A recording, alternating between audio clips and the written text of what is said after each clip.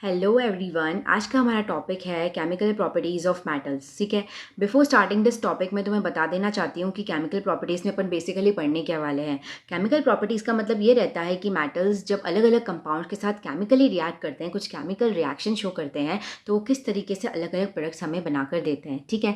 तो सबसे पहले हम बात करते हैं कि जब अपन मेटल्स को एयर के साथ रिएक्ट करवाते हैं, तो जब मेटल्स को जब अपन एटमॉस्फेयर में यूं ही रख देते हैं, तो वो क्या करते हैं कि जो मेटल्स के अंदर जो ऑक्सीजन प्रेजेंट है, मेटल्स के अंदर जो ऑक्सीजन प्रेजेंट है उसके साथ रिएक्ट कर मेटल ऑक्साइड्स बना देते हैं। ठीक है। जैसे कि कॉपर की बात करते हैं, जो कॉपर है वो क्या रहता है, एक मेटल है। ठीक है।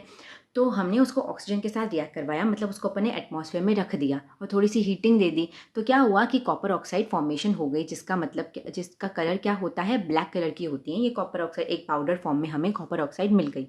ठीक है। अब बात करते हैं कि ये जो ऑक्साइड्स होती हैं उनका नेचर क्या होता है। जो ऑक्साइड्स होती हैं वो मेनली 3 तरीके की होती हैं, एसिडिक, बेसिक और एम्फोटेरिक होती हैं। लेकिन जहाँ तक मेटल की बात रही, तो मेटल्स जो हैं वो यूजुअली क्या करते हैं, बेसिक ऑक्साइड्स बनाते हैं। अब पॉइंट आता है कि भाई हमने इसको बेसिक ही क्यों कहा, एसिडिक क्यों नहीं कहा।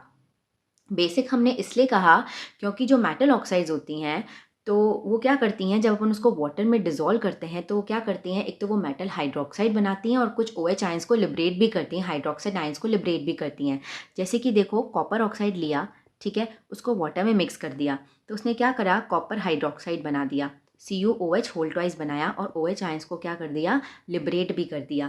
तो अब हम जानते हैं कि जो बेस होते हैं वो ऐसे कंपाउंड्स होते हैं, या तो उनके पास OH आयंस प्रेजेंट रहते हैं या तो वो OH आयंस लिबरेट कर देते हैं। ठीक है। तो देखो उन्होंने क्या कर दिया, OH आयंस को सोल्यूशन में लिबरेट कर दिया, जिसके वजह से हमारा जो सोल्यूशन था वो कैसा बन गया, हमारा जो वाटर था वो बेसिक बन गया, अल्कलाइन बन गया। हमारा जो लिक्विड था वो कैसा टर्न हो गया, उसका नेचर कैसा हो गया, बेसिक हो गया। इसलिए हमने कहा कि जो मेटल ऑक्साइड्स होती हैं वो बेसिक नेचर की होती हैं।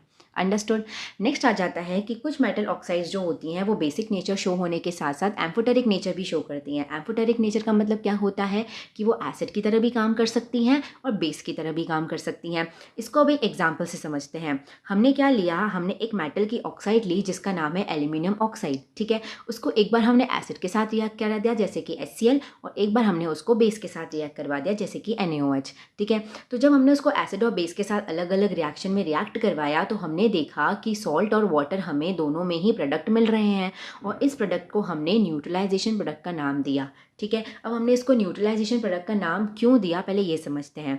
अपन अपनी लोअर क्लासेस के अंदर न्यूट्रलाइजेशन रिएक्शन पढ़ के आए हैं, जिसमें हम जानते हैं कि जो एसिड और बेस होता है वो रिएक्ट कर क्या बना देता है, सॉल्ट और वाटर बनाता है। सही बात है। ठीक है। तो इस चीज़ को उन्होंने यहाँ पे कैसे अप्लाई किया, देखो। पहले केस में क्या था कि भाई जो एल्यूमिनियम ऑक्साइड है, यानी हमारी जो मेटल ऑक्साइड है, उसको हमने एसिड के साथ रिएक्ट करवाया, HCl, क्योंकि हम ये जानते हैं कि hydrochloric acid is an acid. ठीक है। HCl is an acid. ठीक है। हमें क्या मिल रहा है, सॉल्ट और वाटर मिल रहा है, ये चीज़ हमें मिल रही है, ये वाटर भी हमें मिल रहा है, और एसिड हमने खुद से डाला है। इसका मतलब ये है कि एल्यूमिनियम ऑक्साइड यहाँ पे बेस की तरह काम कर रही होगी, तभी तो हमें सॉल्ट प्लस वाटर मिला। ठीक है। सिमिलरली जब हमने बेस डाला तो भी सॉल्ट और वाटर मिला। इसका मतलब ये है कि इस बार ये एल्यूमिनियम ऑक्साइड एसिड का काम कर रही होगी, तभी तो एसिड और बेस मिलकर सॉल्ट और वाटर बना। इसलिए हम कहते हैं कि जो मेटल ऑक्साइड्स होती हैं वो एम्फोटेरिक नेचर शो करती हैं, दैट इज़ वो एसिड की तरह भी काम कर सकती हैं और बेस की तरह भी काम कर सकती हैं। ठीक है। जिस तरीके से जो मेटल्स होते हैं ना, उनकी रिएक्टिविटी अलग अलग होती है, उसी तरीके से जो मेटल्स ऑक्सीजन के साथ जब वो रिएक्ट करते हैं वो भी अलग अलग रेट से करते हैं। जैसे कुछ मेटल्स जो होते हैं वो तो बिल्कुल भी रिएक्ट नहीं कर पाते, उनको कितना भी हीट, टेम्परेचर कुछ भी दो, वो ऑक्सीजन के साथ रिएक्ट नहीं करेंगे, वो लीस्ट रिएक्टिव मेटल्स होते हैं।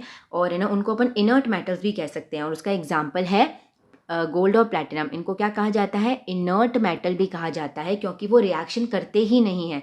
जबकि कुछ मेटल्स जो होते हैं जैसे कि सोडियम हो गया, पोटेशियम हो गया, वो बहुत ज़्यादा रिएक्टिव होते हैं।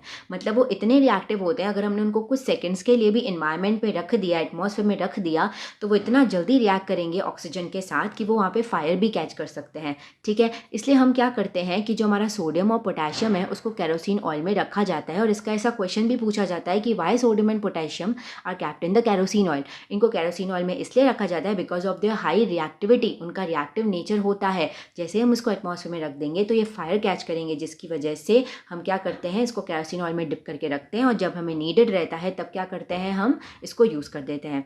ठीक है। नेक्स्ट क्वेश्चन हमारा आ जाता है कि जो आयरन होता है वो ऑक्सीजन के साथ बर्न नहीं होता है, जबकि जो आयरन फिलिंग्स होती हैं वो बहुत ही जल्दी, विगरसली, बहुत ही फास्ट बर्न करने लग जाती हैं। ऐसा क्यों होता है, क्योंकि अगर हम एक आयरन का पीस लेते हैं, ठीक है, और उसको अपन ने ऑक्सीजन में रखा, तो वो कुछ भी बर्निंग या कुछ हीटिंग वीटिंग कुछ नहीं करेगा। क्यों नहीं करेगा? क्योंकि जो आयरन का जो पीस है उसका जो इग्निशन टेम्परेचर है, कौन सा टेम्परेचर है?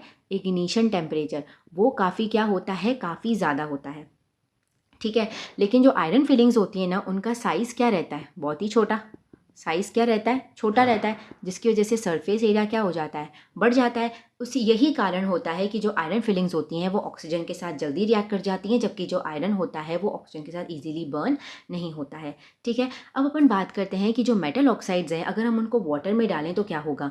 अगर हम मेटल ऑक्साइड्स को वाटर में डालते हैं तो कुछ मेटल ऑक्साइड्स तो वाटर में सोल्यूबल होंगी और कुछ जो होंगी वो डिज़ोल्व नहीं होंगी। अंडरस्टूड?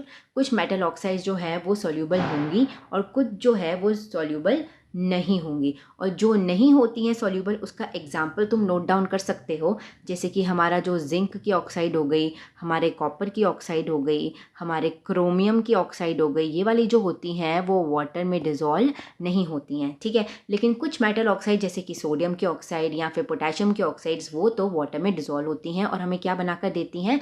बेस बनाकर देती हैं, अल्कलाइन नेचर कर देती हैं हमारे सोल्यूशन का। ओके, अब बिफोर स्टार्टिंग और ज़्यादा पढ़ने से पहले और आगे बढ़ने से पहले हमें इलेक्ट्रोकेमिकल सीरीज़ के बारे में जानना बहुत ज़रूरी है।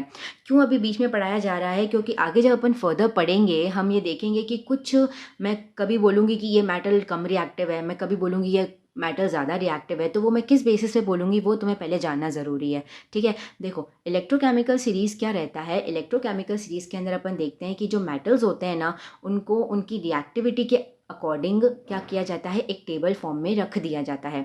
मतलब कि arrangement of the metal in decreasing order of their reactivity, मतलब जो ज़्यादा रिएक्टिव मेटल्स हैं वो ऊपर की तरफ रहेंगे और जो कम रिएक्टिव मेटल्स होंगे वो नीचे की तरफ रहेंगे। और कम रिएक्टिव मेटल का मतलब ये है कि फटाफट रिएक्ट नहीं करते हैं, मतलब नॉर्मल कंडीशंस में ये रिएक्ट नहीं करते, इनको अपन इनर्ट मेटल्स भी कह सकते हैं। और जो ऊपर की तरफ प्रेजेंट रहेंगे, यूजुअली ऐसा होता है कि जो हाइड्रोजन के ऊपर प्रेजेंट रहते हैं ना मेटल्स, वो अच्छा रिएक्शन शो करते हैं, बहुत ही फास्ट रिएक्शन शो करते हैं, और जो उसके नीचे की तरफ प्रेजेंट रहते हैं वो इतने ज़्यादा रिएक्टिव नहीं होते हैं।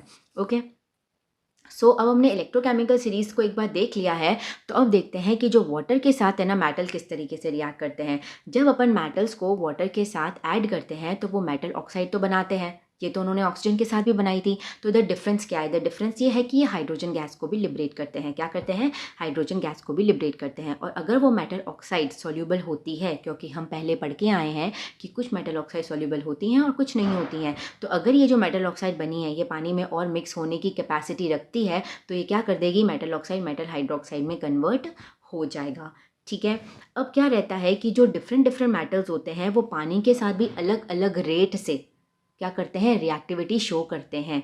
कुछ तो इतना बढ़िया रिएक्ट करेंगे, इतना वायलेंटली रिएक्ट करेंगे कि हमें कंट्रोल करनी पड़ेगी वो रिएक्शन, जैसे कि सोडियम और पोटेशियम की, ठीक है। सोडियम और पोटेशियम जो होता है, जो कि मेटल्स हैं, वो वाटर के साथ इतना अग्रेसिवली, इतना वायलेंटली रिएक्ट करते हैं, इतना तेज़ी से रिएक्ट करते हैं कि वो बेस तो बनाते हैं और हाइड्रोजन गैस भी लिबरेट करते हैं, लेकिन इसके साथ साथ वो बहुत ज़्यादा amount of heat energy liberate करते हैं।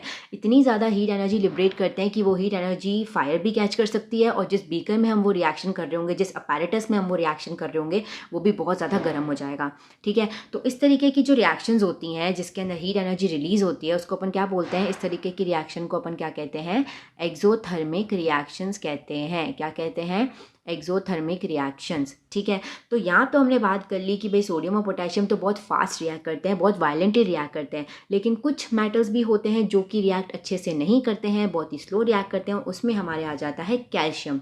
क्या करता है? कैल्शियम बहुत ही स्लो तरीके से रिएक्ट करता है। देखो, कैल्शियम को जब वाटर में मिक्स किया जाता है तो वो कैल्शियम क्या बना देगा? हाइड्रोक्साइड बना देगा, ठीक है, और हाइड्रोजन गैस भी लिबरेट करेगा। और ये हाइड्रोजन गैस इतनी मात्रा में लिबरेट करता है, इस तरीके से कुछ रिएक्शन होती है। जैसे ही कैल्शियम का पीस डाला हमने पानी के अंदर, क्या करा? कैल्शियम का पीस डाला। इस डायग्राम से तुम्हें समझ आएगा कि जैसे ये कैल्शियम का पीस डाला हुआ है तो क्या करेगा? ये बहुत ज़्यादा क्या कर देगा? हाइड्रोजन गैस को लिबरेट कर देगा, और इतने सारे हाइड्रोजन गैस के ये बबल्स बन जाएंगे कि ये कैल्शियम के पीस को क्या कर देंगे? सराउंड कर देंगे, जिसकी वजह से जो कैल्शियम है वो फ्लोट करने लग जाएगा, because of the large amount of the formation of the hydrogen gas bubbles. Okay, next हमारा एक क्वेश्चन है कि भाई जो मेटल्स होते हैं जैसे कि एल्यूमिनियम, जिंक, आयरन, वो स्टीम के साथ रिएक्ट करते हैं लेकिन वो हॉट और कोल्ड वाटर के साथ रिएक्ट नहीं कर सकते, ऐसा क्यों? जबकि है तो तीनों के तीनों पानी का ही तो एक फॉर्म है, हॉट वाटर, कोल्ड वाटर और स्टीम।